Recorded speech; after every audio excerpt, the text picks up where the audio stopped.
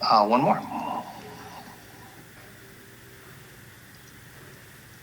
There we go. Okay, so that's step one. Step two is our knowledge base. These are all articles. So we have identified certain topics that are of particular importance, and it's something that you can sign into, etc. Now, I'm just going to sign this myself here. And let's see.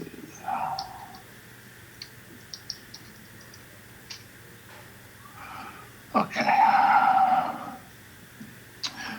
So within here, depending on what sources you are looking at and where you're trying to export to, there's a lot of useful articles. Now, keep in mind, as I was saying, it's a little bit more limited in terms of, or it's much broader than what you will need to do.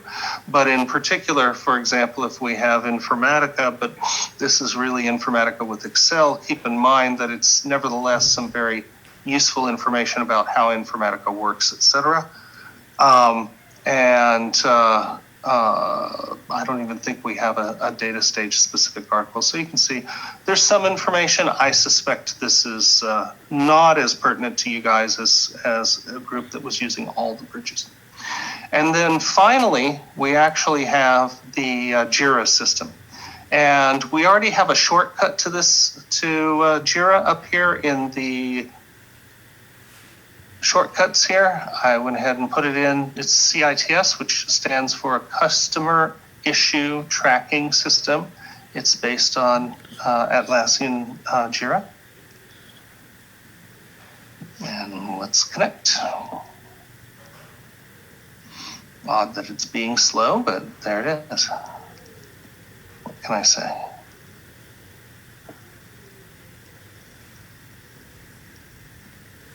While I'm waiting for this, for some reason it's being slow. Any questions?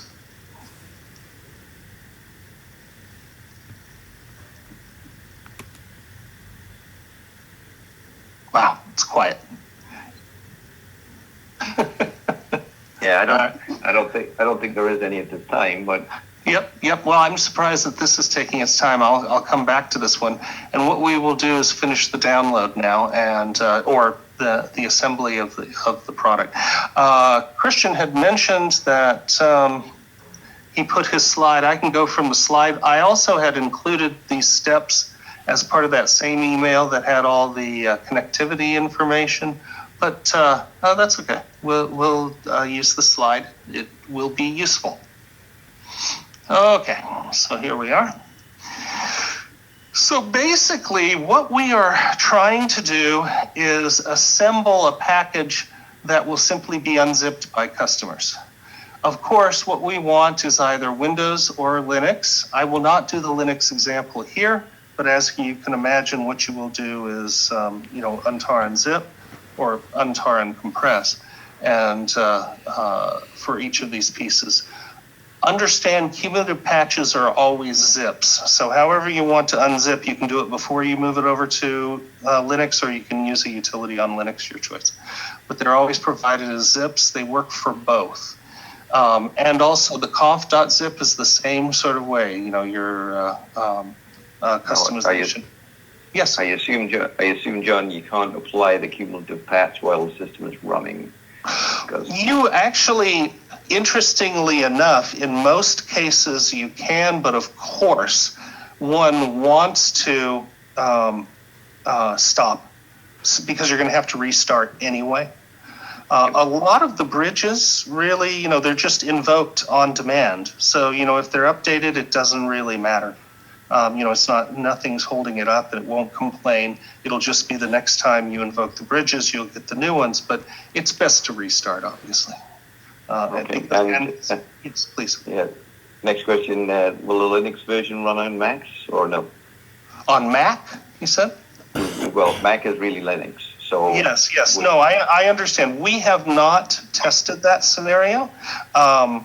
And so, we don't really support it. Of course, Mac, I believe, has a lot of people actually are using Macs with Windows emulators to run, the Windows side. I have not seen anyone do a Linux emulator, but I know Mac has it. Yes, Christian, you're going to say. No, it works if you know what you're doing, but most problem are not. Most people are really not good at Linux the way they think they are. But that's a separate story. The bigger problem here is we're talking about. This is not Word or PowerPoint to run on one machine or another machine. It is about moving metadata from one big server to another big server. Whether you want to go through a small MacBook in the middle or an iPhone or an Android is always a possibility, but you're going to need, in many cases, a lot of memory, and, it can be done. The other thing also, and we'll get on that later, not all bridges are running on Linux. Some bridges are running, only the Java-based bridges are running equally on Linux and Windows, provided you can get a JVM that can execute both. Because we try to be only written in Java. The problem is we have a lot of bridges that read from COM API that only work on Windows. So most customers who do that, because they have a lot of tools that require COM API, they install it on a Windows machine. This way, they no longer have to worry if it's a Windows-only bridge on input kind of thing. But technically it's pure Java. So in my head, I don't know that we really need to go down this path anyway. A lot of the IM&A team do have Macs, but to be honest, you can get a Windows on AWS instance for a few $50 a month. If they want to do live demos, maybe that would be better anyway. So right. That's fine. That's fine either way. And I know a lot of people, actually MacBooks are now becoming popular over Windows books for most engineers, which is really, really good. But in any case, for doing a lot of the demos they do, if you get a business object client or any of those, they run only on Windows. They often have a Windows VM on their MacBook. But technically, to say that you are right, it is when it's a pure Java application, if you have your JVM and you know what you're doing, you can run it on any machine with the proper JVM. That's for sure. Yep. All right. So let's go ahead and follow these steps and make this happen. So I was downloading all of these pieces here. Let's see. I don't know why it's not jumping to my other window, but I'll just click on it. All right. So, that last thing, someone restarted MITS. That's all right. It's there. Okay. So actually, before we finish the download, let's just finish the orientation and look at our site. Okay. So this is the last step. In other words, this is the last place to go after you've exhausted those other opportunities for gathering information, in particular making sure you're using the latest software, making sure that you've looked through all the bridge documentation, et cetera, and the knowledge base. We then have this last step, which is to investigate for current issues that might be like your problem, and then, of course, report an issue if that's a need. Basically, this system is where you report those issues. It's also where you investigate what's already been done. So, for example, we have issues that are currently assigned to Prolifics, issues that are currently assigned to MIDI support, in other words, being worked on.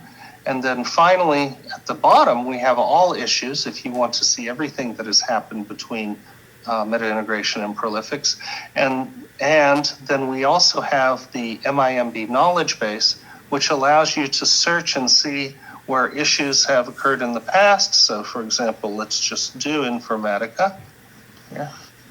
And you will see actually quite a few issues out here related to that particular scenario. So an exception occurred, blah, blah, blah, blah, blah. So these kinds of things. And in fact, searching for something like that, you can oftentimes find exactly the answer that you needed related to that just very quickly in this system.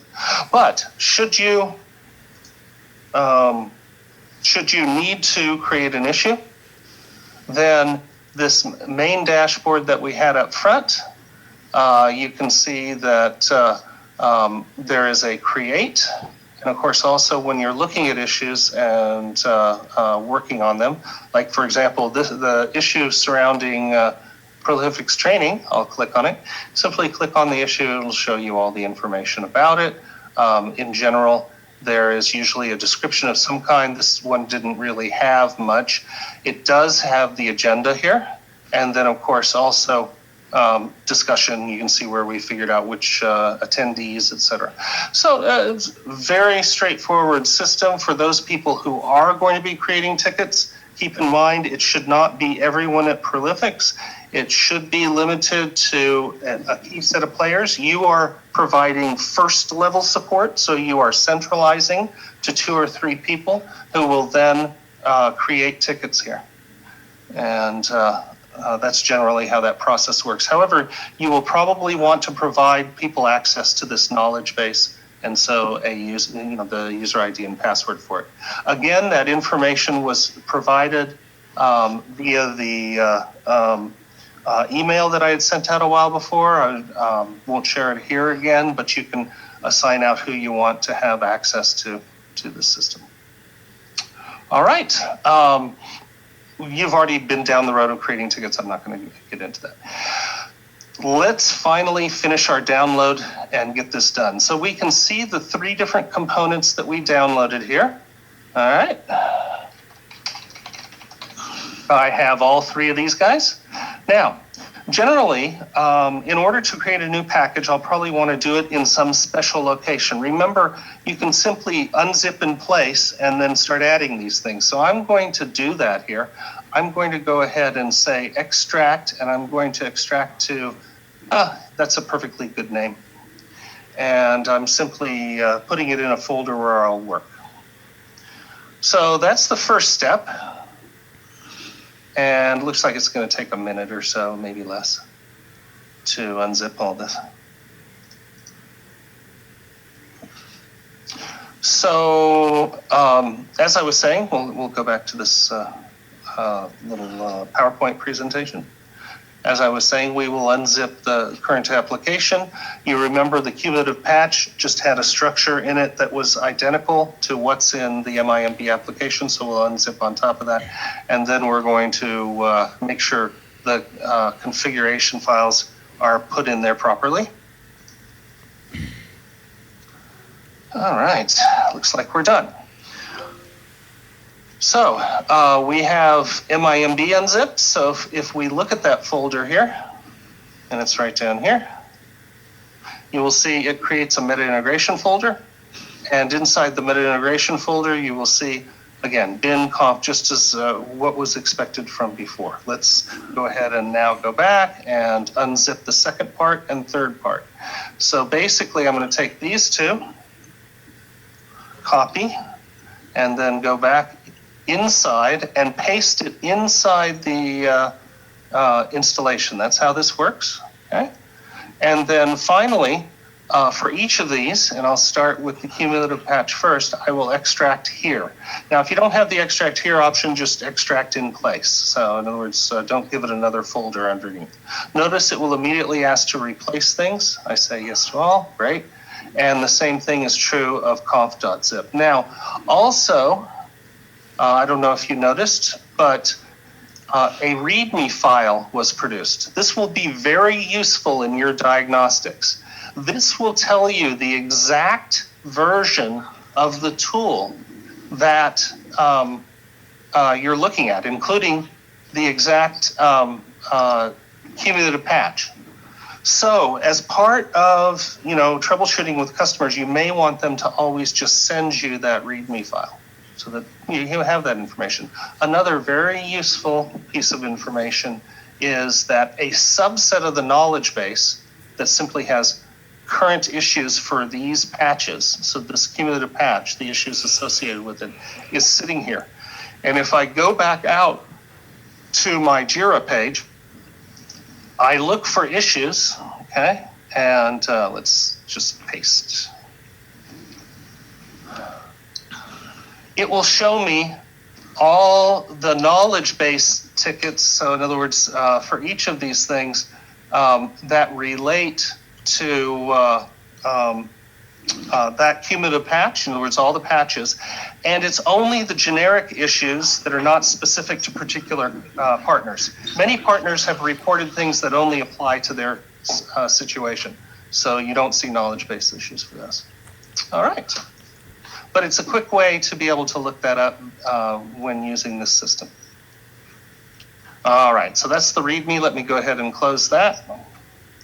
And now I'm going to finish up by, of course, going out here and packaging everything back together. So now what I have is that same MIMB type package, except now what is going on is it has the cumulative patch and it has my conf.zip, all the customization that's out there. As Christian pointed out in the slide, although I wasn't going to discuss it in detail, you may also want to update your license.html and MIDI EULA. Those are in documentation license. I'll show you where these things are. Because, of course, everything in here in documentation is going to look like meta integration. So if you want to update these things. Yeah, I was going to say on this that I might add, I don't know if I talked to somebody at Prolifix management and legal, and I don't think she did it yet. What I might do is take our license, which is basically click on license.html, John. Just double click to view it. Yeah. So when you click, what you see out there is there is an end user license, you see, and then there is the third party. The third party are the same as when you click on IBM license or when you do IGC and things. But this license refers to MIT.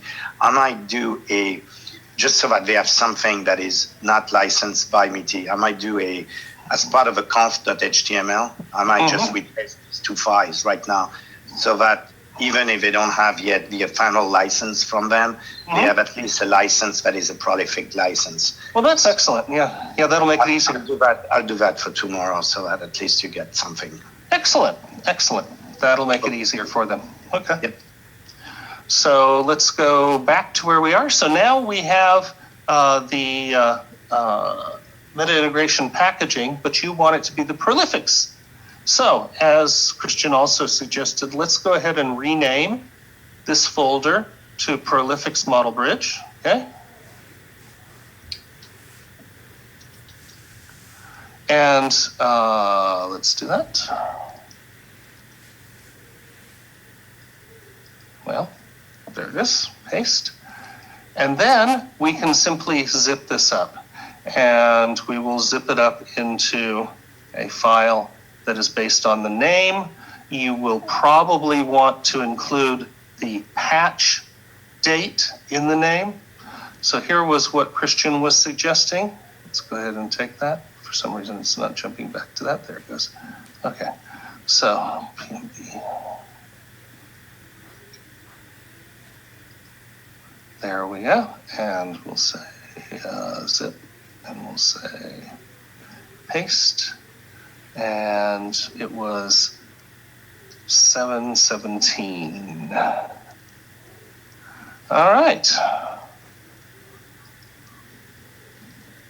And once this is done, you have a package you can provide to your customers. They have a one-step installation process, which is, unzip, and of course, apply a license. 2 steps, excuse me.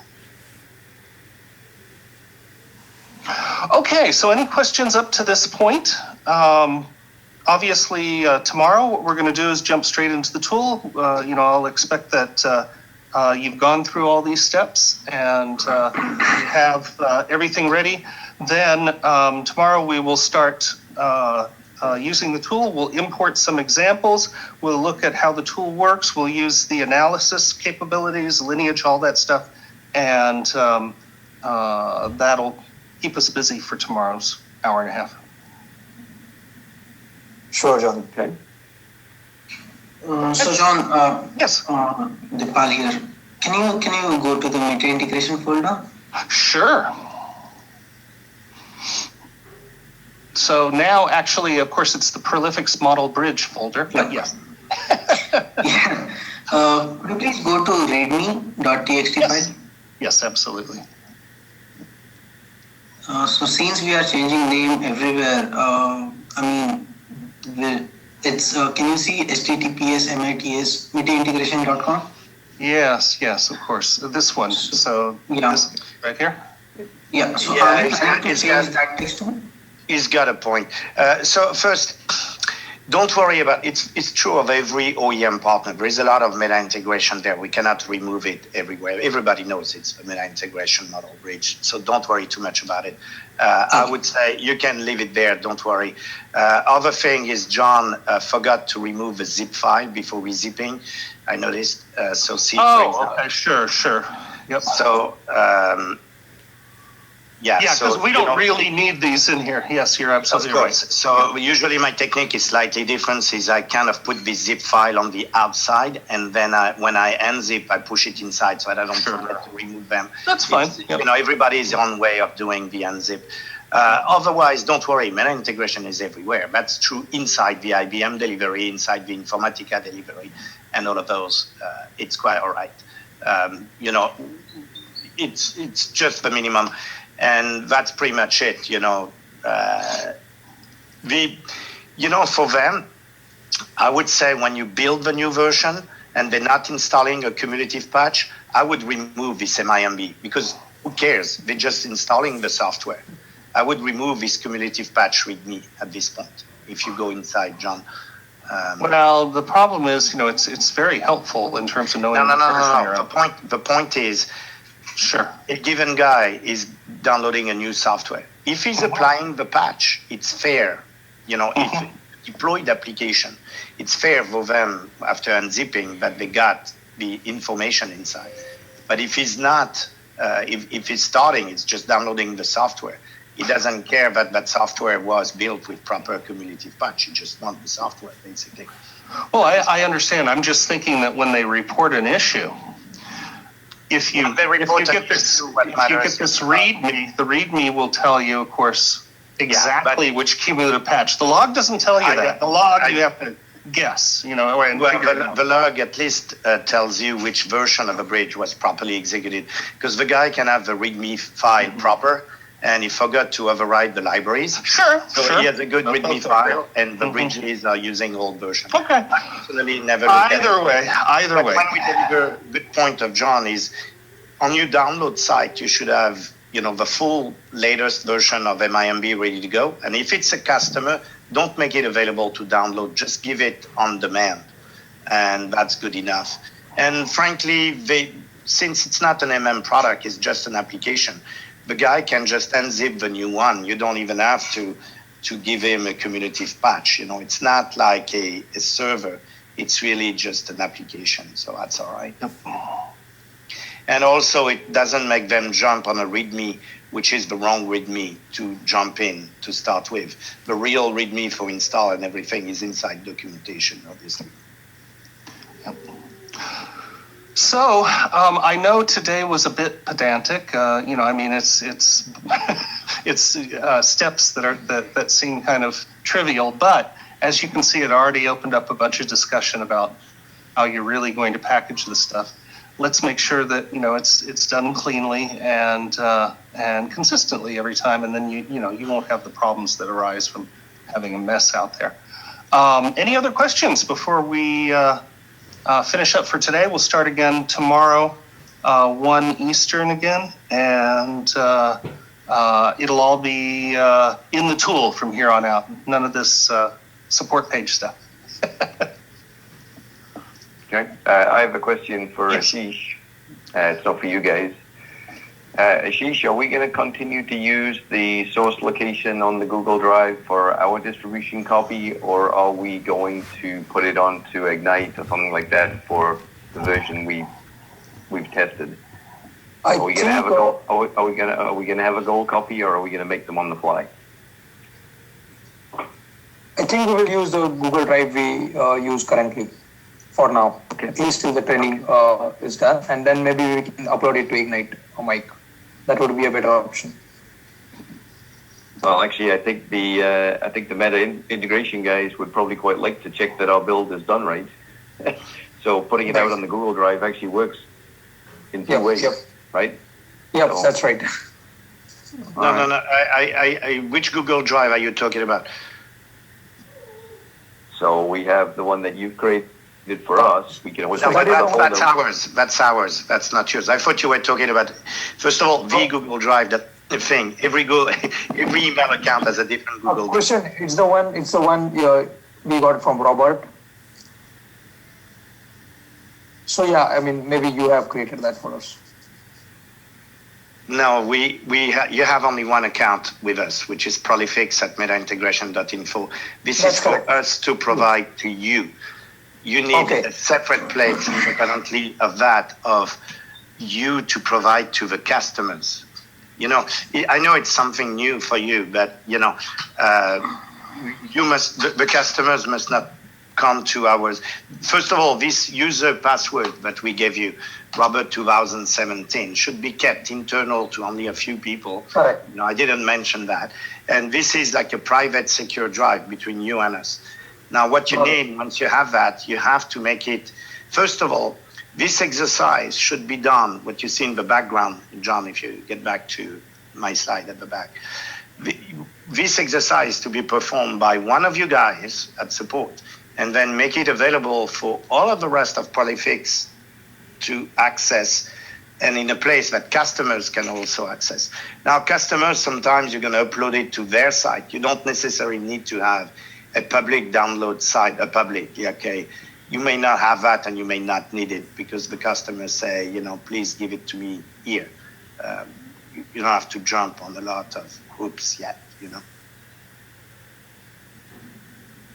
Yep, we'll discuss it That's internally. right. You have to discuss it. But we don't need the Prolifix model bridge. You know, we trust you guys. I mean, we cannot verify. You know, you'll know quickly if it's zip and it's a zip and zip. It's basic work. You know. Agree. Mike, we will upload it to Ignite for the customers. All right. Yep. I like that name. Ignite the fire. Yep. Okay, guys, thank you for the training. Okay. It was good. Thanks a We'll lot, go on. everyone. We'll go on tomorrow. Yep. Okay. Thank you very much for joining. All right. Thanks. Talk to you then. Bye. Thank you.